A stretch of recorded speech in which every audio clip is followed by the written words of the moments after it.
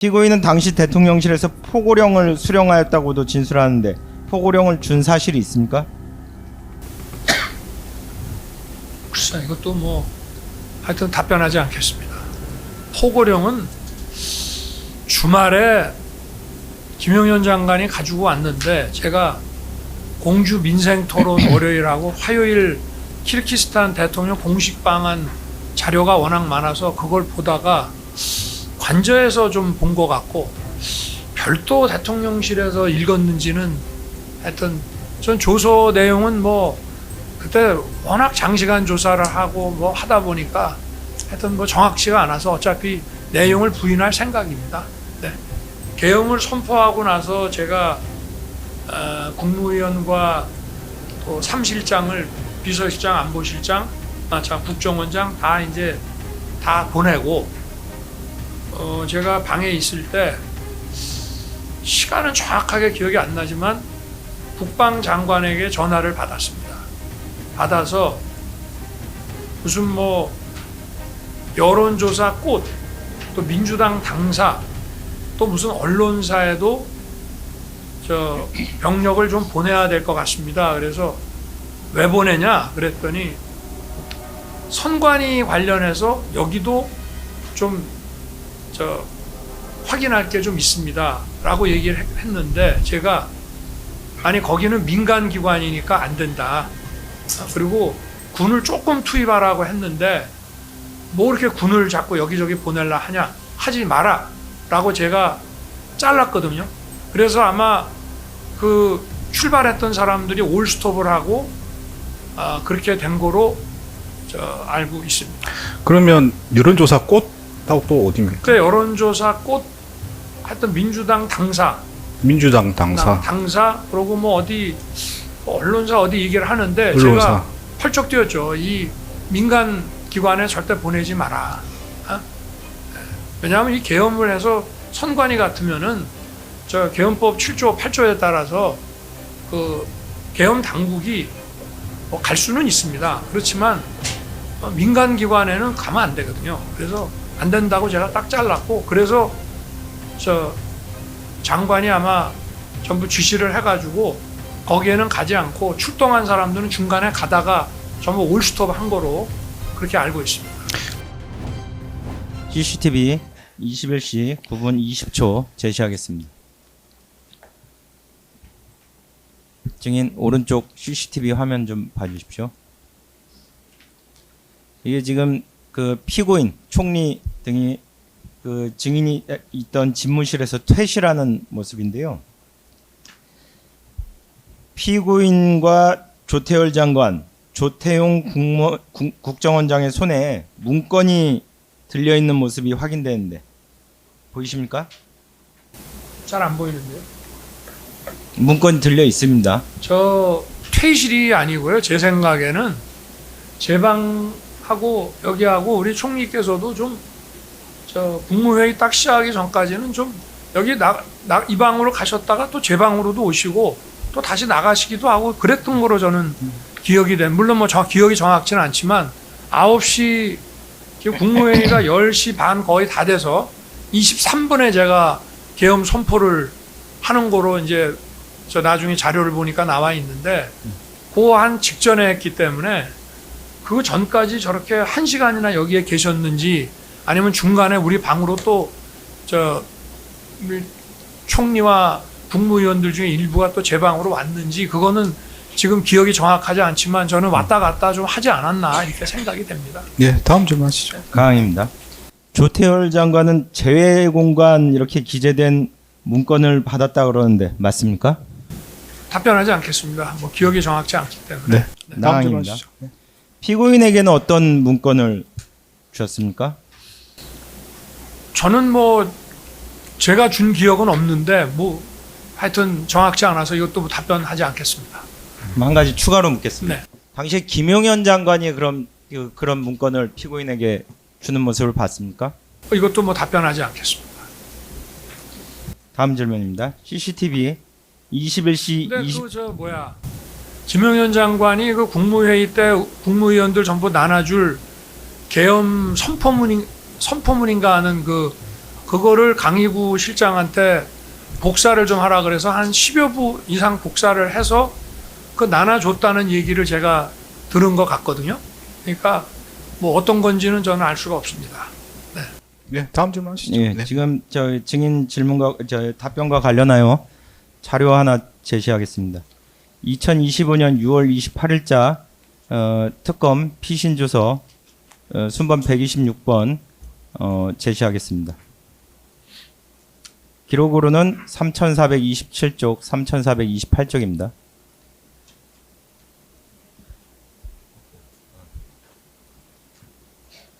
당시 검사가 물음을 당시 비상계엄 선포문 중 한 부 관련해서 국무위원들에게 나눠주었냐 했을 때 본인의 답변입니다. 증인.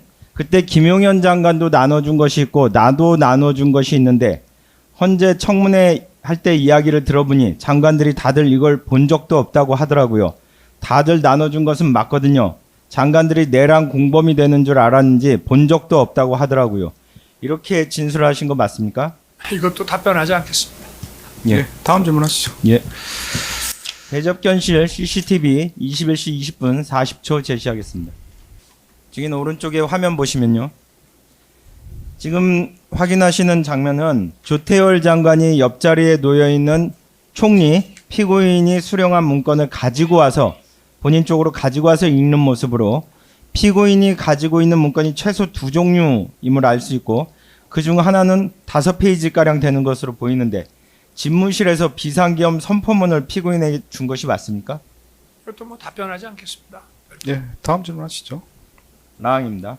피고인은 당시 대통령실에서 포고령을 수령하였다고도 진술하는데 포고령을 준 사실이 있습니까? 글쎄 이것도 뭐 하여튼 답변하지 않겠습니다. 포고령은 주말에 김용현 장관이 가지고 왔는데 제가 공주 민생토론 월요일하고 화요일 키르기스탄 대통령 공식 방한 자료가 워낙 많아서 그걸 보다가 관저에서 좀 본 것 같고 별도 대통령실에서 읽었는지는 하여튼 전 조서 내용은 뭐 그때 워낙 장시간 조사를 하고 뭐 하다 보니까 하여튼 뭐 정확치가 않아서 어차피 내용을 부인할 생각입니다. 네. 네, 다음 질문 하시죠. 마항입니다. 저 문건 이외에도 지금 피고인이 가지고 있던 문건이 최소 2종류 이상이기 때문에 증인은 외교부 장관이나 기재부 장관처럼 별도의 지시사항이 기재된 문건을 또 피고인에게도 준 사실 있죠? 그것도 뭐 답변하지 않겠습니다. 피고인에게 한번 확인해 보시죠. 네. 대적견실 CCTV 22시 43분 55초 제시하겠습니다. 저 옆에 보시면요. 피고인 총리는 22시 44분경에 상의 안주머니에서 문건을 꺼내어 읽어본 후에 다시 이를 집어넣는 모습이 확인됩니다. 여자분은 누굽니까? 우영주 장관입니다. 아 그러면 거의 이제 성원이 아니 근데 제가 저 시간이 잘못된 거 같아요. 22시 44분이면은 아까도 안가 저게요. 제 기억에는 출발을 7시쯤에 해서 안가에서 한 15분쯤 만나고 돌아온 시간이 7시 한 40 몇 분 된 것 같은데 18시대로 나왔고 지금 저 자리에는 증인은 없는 아니 상황입니다. 저 자리가 어쨌든 계엄 선포 후라는 얘기인데요. 예, 맞습니다. 그렇죠? 예. 계엄이 23분인가 뭐 몇 예, 분에 선포됐으니까. 맞습니다. 그죠? 네. 저기에 죄가 있습니까? 없습니다. 네, 그럼 제가 알기가 어렵지 않습니까? 그 취지는 네. 지금 피고인이 안주머니에서 그 문건을 꺼내 읽은 후 다시 집어넣는 걸로 봤을 때 이 문건을 증인이 건네줬던 별도의 특별 지시 문건으로 보이는데 그 문건을 준 사실이 있느냐 이걸 묻는 겁니다. 아니, 그런 추정으로 물어보시는 걸 제가 어떻게 답을 하겠습니까? 네, 다음 질문 하시죠. 예, 사항입니다. 김용현 장관은 증인에 대한 헌법재판소의 탄핵 심판 절차에서 증인으로 출석하여 피고인에게도 이러한 지시사항 문건을 주었다고 증언했는데 사실 아닙니까? 뭐 그것도 제가 뭐 알지 못하는 부분인 것 같아서 답변하지 않겠습니다. 네, 다음 질문 하시죠. 네. 사항입니다. 기재부 장관에 대한 지시 문건에는 앞서 봤지만 그 8이라는 페이지 수가 기재되어 있는 것이 확인되었습니다. 피고인은 행정각부를 통할하는 증인을 보좌하는 당시의 직책으로 각 부처에 대한 지시사항을 모두 알아야 할 필요성이 있는 것으로 보이는데 피고인에게는 각 부처에 대한 지시사항을 전부 알려주거나 관련 문건을 모두 준 것이 아닙니까? 그것도 좀 추정해서 저한테 물어보시는 겁니까? 네, 이것도 뭐 답변하지 않겠습니다. 네, 다음 질문하시죠. 대접견실 CCTV 21시 48분 13초 제시하겠습니다. 증인 오른쪽에 지금 표시된 부분 보시면 다시 한번 이상민 장관도 대접견실 퇴실 시에는 손에 문건을 들고 있지 않았으나 21시 48분 13분경부터 50분 55초경까지 상의 안주머니에서 문건을 꺼내어 읽는 모습이 확인됩니다. 이는 집무실에서 증인으로부터 받은 계엄 관련 문건으로 보이는데 어떻습니까? 글쎄요, 저게 그 계엄 선포문 그 국무위원들 오면은 쭉 나눠준 거 아닙니까? 저는 잘 모르겠는데 이것도 뭐 별도 답변하지 않겠습니다. 예. 사항입니다. 이 문건에는 어떤 내용이 기재되어 있었습니까? 제가 문건이 지금 보이지도 않는데 어떻게 알겠습니까? 예, 다음 질문하시죠. 그 뒷부분은 생략하겠습니다. 아항입니다. 이상민 장관은 대통령 집무실에서 언론사 등에 대한 단전단수, 국회 봉쇄 등이 기재된 문건을 보았다고 진술하는데 이상민 장관에게 그와 같은 내용의 지시를 하더라거나 지시사항 문건을 준 사실이 있습니까? 지금 뭐 우리 검사님 질문에는 제가 답변하지 않겠습니다. 다만 참고로 이 말씀을 드리겠습니다. 계엄을 선포하고 나서 제가 국무위원과 또 3실장을 비서실장, 안보실장, 국정원장 다 이제 다 보내고 제가 방에 있을 때 시간은 정확하게 기억이 안 나지만 국방장관에게 전화를 받았습니다.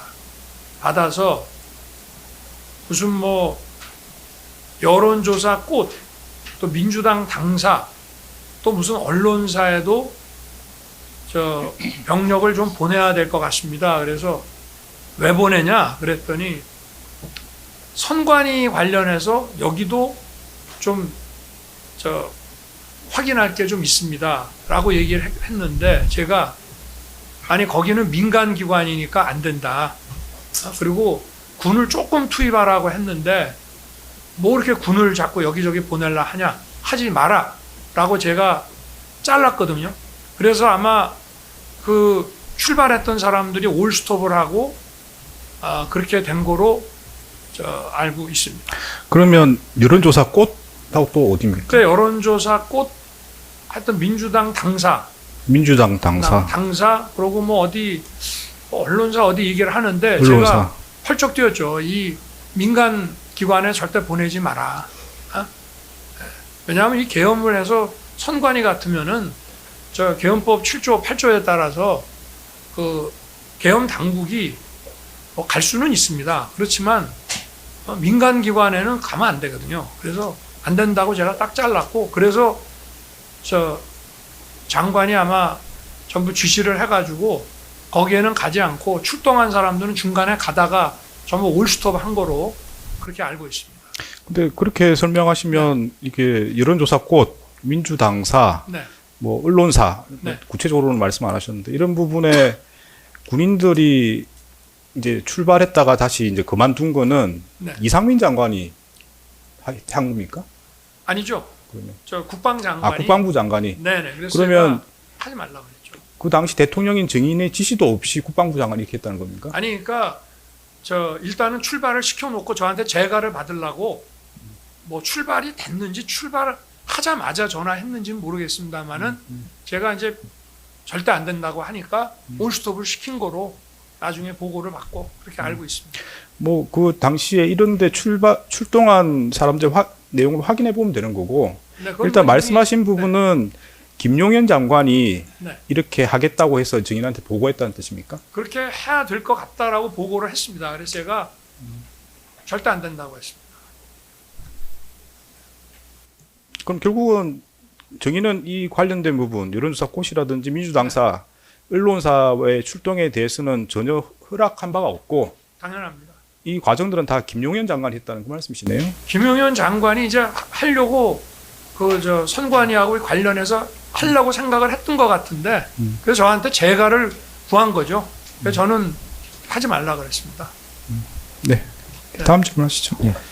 16페이지 자항은 재판장님께서 하시는 걸로 알고 저희 생략하겠습니다. 17페이지 14항에 대해서 묻겠습니다. 대적견실 CCTV 21시 13분 55초 제시하겠습니다. 지금 옆에 화면 좀 봐주십시오. 21시 13분경 지금 김용현 장관이 집무실에서 대접견실로 나온 순간에 손가락 4개를 표시하면서 그 끝에 앉아있는 피고인과 무언가를 논의하는 모습이 확인되는데요.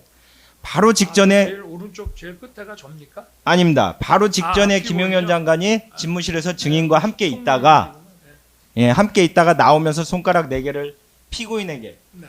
피면서 뭔가 논의하는 모습인데 당시 무슨 상황인지에 대해서 좀 아시는 대로 말씀해 주십시오. 모르겠습니다. 왜냐하면 계엄 선포에는 국무회의가 있어야 된다는 거는 당연한 사실이고 또 제가 관저에서 김용현 장관한테도 국무회의를 해야 된다는 보고를 제가 받은 거로 기억이 되거든요. 그러니까 아마 국무회의에 지금 저희 몇 명이 와 계시는 겁니까? 하나, 둘, 셋, 6명, 자기 7, 그 다음에 저까지 하면 8. 어떻게 되나? 저기 지금 7명 앉아있나요? 6명 앉아있나요? 6명이 앉아있나요? 저기 6명 앉아 계신 거죠? 예. 장관 빼고. 예. 그러면 김용현 장관하고 저까지 하면 8이잖아요. 네. 그 중에 이제 조태용 국정원장은 국무위원이 아니기 때문에 아니죠. 거기 빼고 7명인 거죠. 7명. 그럼 저기 7인가요? 7명에서 그러니까 4명이 필요하다. 그런 뜻인 모양이네요. 네. 그게 맞습니까? 의사종족수에 4명이 필요하다. 근데 저 말의 취지가 뭔지는 저는 알 수 없기 때문에 답변하지 않고. 네. 뭐 알겠습니다. 다음 질문하시죠. 예. 그럼 가당은 생략하겠습니다. 다항입니다. 결국 증인은 비상계엄 선포하기 전 절차 혹은 요건을 갖추자는 피고인의 건의에 따라서 국무회의 의사종족수를 채우려고 한 것으로 보이는데 피고인과 김용현 장관이 국무회의 의사종족수를 충족하도록 논의하는 상황 아니었나요, 저게? 아니 그러면 국무회의 없이 그냥 하려고 그러다가 총리의 건의에 따라서 국무회의를 하기로 했다는 얘기입니까? 그것도 포함되어 있습니다. 그거는 넌센스라고 저는 말씀드리겠습니다. 그러니까 말씀하시는 거는 원래부터 국무회의를 거칠 생각이었다 이 말씀이신 거죠? 제가 알고도 있는데다가 네. 제가 이 계엄은 딱 장관하고 둘이서만 얘기했습니다. 비서실장, 안보실장도 전혀 모르는 상황이고 지금 특검이고 군검찰이고 검찰에서 얼마나 조사를 많이 했는데 만약에 안보실장이나 비서실장이 알았다면 저 양반들이 당연히 기소가 됐을 겁니다. 장관하고 둘이만 논의하고 장관한테도 보고 받았고 그리고 계엄에는 국무회의가 필요하다는 걸 알고 있는데 만약에 국무회의를 전혀 안 하고 계엄할 것 같으면 그럼 계엄 선포는 또 못 알아 하겠습니까? 그러니까 이제 좀 전에 질문에 답변하실 때도 김용현 장관이 국무회의를 해야 한다 이렇게 말을 했다고 네네. 말씀하셨고요. 네. 증인도 그렇게 국무회의를 할 생각이었다. 그 그렇습니다. 말씀이시네요. 그러니까 불렀죠. 국무위원들을 국무회의 안 할 거면 간담회 하러 처음에는 간담회 얘기가 나오길래 아니 간담회 의사정족수가 어디 있으며 아니 안 부르면 안 불렀지 못하러 간담회 하러 저 시간에 부르겠습니다. 그 피고인인 당시 한덕수 국무총리가 네. 이게 그 국무회의 정족수 때문에 그런 게 아니고 좀 이렇게 의원들 국무위원들 좀 불러서 의견을 좀 들어보라 이렇게 건의한 건 아닙니까? 글쎄 그 상황은 이제 벌써 한 1년이 다 돼가니까 그 디테일하게는 생각이 안 나고 생각이 안 나십니까? 네. 네. 다음 하여튼 질문. 총리는 자꾸 저한테 반대 취지로 재고를 좀 원하고 또 다른 국무위원들하고도 또 따로 말씀도 하시고 이랬던 거로 기억이 됩니다. 네, 다음 질문 하시죠. 네. 당랑은 합해서 하나로 묻겠습니다. 그 지금 김용현 아까 저 증인께서 김용현 장관이 그 국무회의를 열어야 한다는 취지로 말했고 증인도 이미 알고 있었다. 계엄 때 국무회의가 필요하다. 알고 있었다. 이렇게 그럼 두 분이서 결정하면 될 일을 굳이 김용현 장관이 증인과 함께 그 집무실에 있다가 대접견실로 나오면서 손가락 4개를 피고인 측에 피면서 피고인과 저렇게 논의하는 이유는 뭡니까? 피고인이 바로 직전에 집무실에서 증인한테 국무회의 의사정도서를 채워야 한다 이렇게 건의했기 때문에 지금 논의하는 거 아닙니까? 뭐 추정적 질문이라 답변하지 않겠습니다. 네, 다음 질문 하시죠.